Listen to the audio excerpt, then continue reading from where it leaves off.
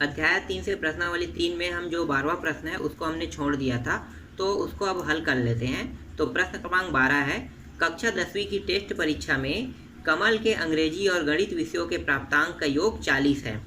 यदि गणित विषय में उसके प्राप्तांक पहले की तुलना में 3 अधिक और अंग्रेजी विषय में प्राप्तांक पहले की तुलना में 4 कम हो तो उसके दोनों विषयों के प्राप्तांकों का गुणनफल 360 हो जाता है।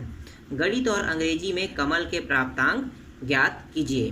तो हम यहाँ पे कमल के जो अंग्रेजी और गणित विषय में जो प्राप्तांक है उसको हम मान लेते हैं। यहाँ पे हम मान लेते हैं, तो माना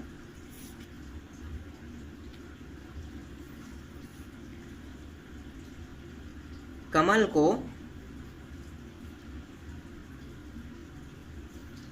गणित में x अंक,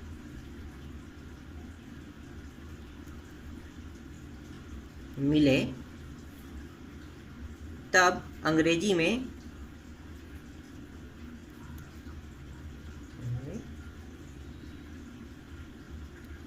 40 माइनस x अंक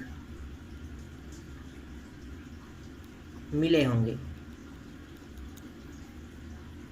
ठीक, हमने मान लिया कमल को गणित में x अंक मिले और अंग्रेजी में उसके 40 माइनस x अंक मिले। ये कैसे आया होगा, तो इसको आप थोड़ा सा यहाँ पे समझो। यहाँ पे दो विषय है, मतलब दो मान है, एक x मानते हैं, एक y मान लेते हैं, और दोनों का योग क्या है, 40 है। प्रश्न में आपका कहा गया है कि दोनों विषयों का प्राप्तांक योग कितना है, 40 है। तो इसको अगर हमने x माना, मतलब ये क्या है, गणित विषय का है, गणित विषय का अंक है, और जो y है वो क्या है, अंग्रेजी विषय का है।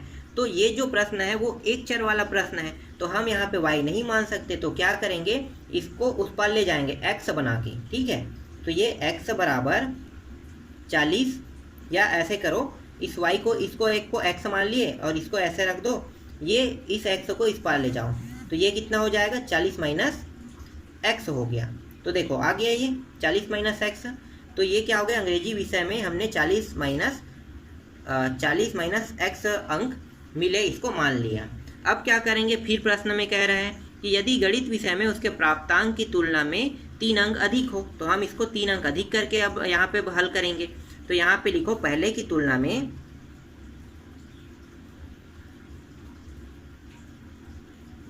में उसे 3 अंक अधिक मिले।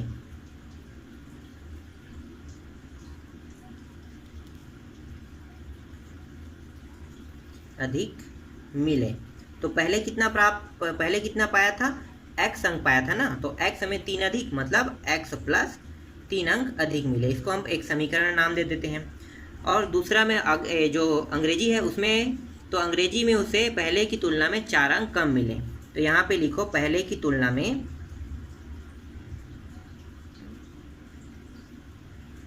में अंग्रेजी विषय 4 अंक कम मिले।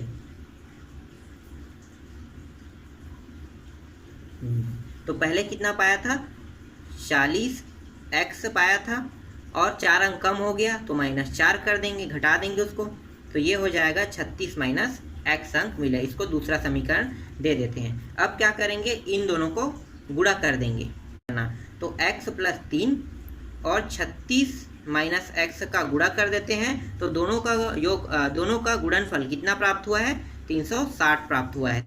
तो ये हो जाएगा 36x हो गया, और ये हो गया 36 या कितना होगा, 108।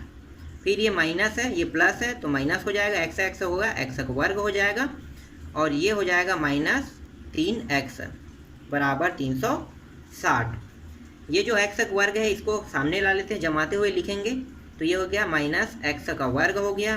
फिर इसके बाद हम किसको लिखते हैं, यहाँ पे x है ना, भूल गया था मैं, ये 3x है, सॉरी 3x है, ये 36 है और ये 3 है, तो 36 में 3 को घटा देंगे तो कितना आएगा, तो प्लस 33x आएगा। फिर यहाँ पे दिया हुआ है प्लस 108, और इसको हम इस पर पक्षांतर कर लेते हैं 360 को, तो ये हो जाएगा -360 बराबर, यहाँ पे बचेगा 0। ये -x वर्ग प्लस 33x, और इन दोनों को घटा देते हैं, तो घटाएंगे तो ये प्राप्त होगा 252 बराबर 0। अब यहाँ पे जो माइनस है उसको हटाएंगे, तो हटाने के क्या तरीके हैं कि दोनों पक्षों में माइनस का गुणा कर देंगे, तो प्लस वाला माइनस और माइनस वाला प्लस हो जाएगा। तो ये हो गया प्लस में हो जाएगा, माइनस है तो ये माइनस, ये प्लस है तो ये माइनस में आ जाएगा, और ये जो मान है माइनस में है तो ये क्या हो जाएगा, प्लस में हो जाएगा, बराबर 0। अब हम इसका गुणनखंड करेंगे, तो जो बीच वाला हिस्सा है इसको हम दो भागों में ऐसे तोड़ेंगे कि इन दोनों को जोड़े या घटाएं तो 33 प्राप्त होना चाहिए, और उन दोनों संख्याओं को गुणा करें तो 252 प्राप्त होना चाहिए।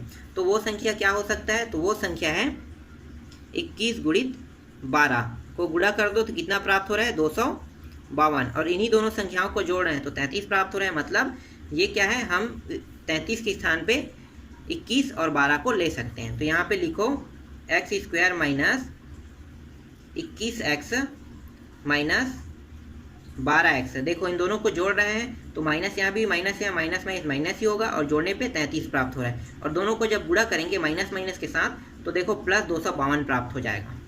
तो ये जो मान है हमने लिया है वो सही है, तो ये हो गया 252 बराबर 0। जोड़ा बना लो।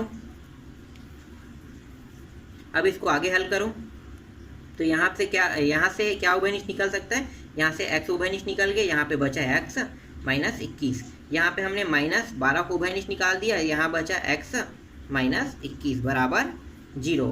फिर यहाँ से उभयनिष्ठ निकल रहे हैं x 21, और जो बचा है उसको दूसरे कोष्ठक में ले लेते हैं, x माइनस 12 बराबर 0। अब हम क्या करेंगे, x के शून्यांक निकालेंगे। तो कैसे शून्यांक निकालते हैं, तो ये x माइनस 21 बराबर 0 एक बार लेंगे, और एक बार x माइनस 12 बराबर 0 लेंगे। तो यहाँ पे x बराबर ये उस पर जाके क्या हो गया, प्लस में हो गया, 21 आ गया। यहाँ भी देखो x बराबर यहाँ पे उस पर जाके क्या हो गया, ये भी हो गया 12 हो गया। रखेंगे तो यहाँ पे आप देखो,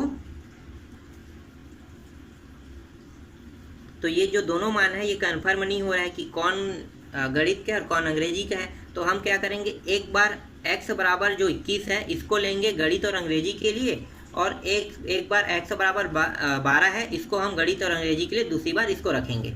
तो पहले हम रख लेते हैं x बराबर 21 गणित और अंग्रेजी के लिए। तो यहाँ पे हम लेते हैं गणित,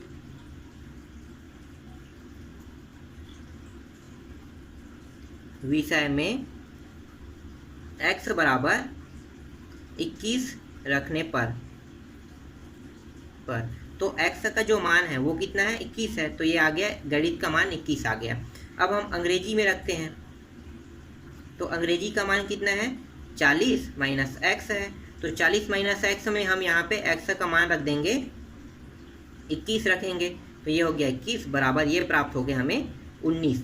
तो एक बार कितना प्राप्त हुआ, गणित का मान 21 प्राप्त हुआ और ये 19 प्राप्त हुआ। अब हम x बराबर 12 रख देंगे, तो गणित में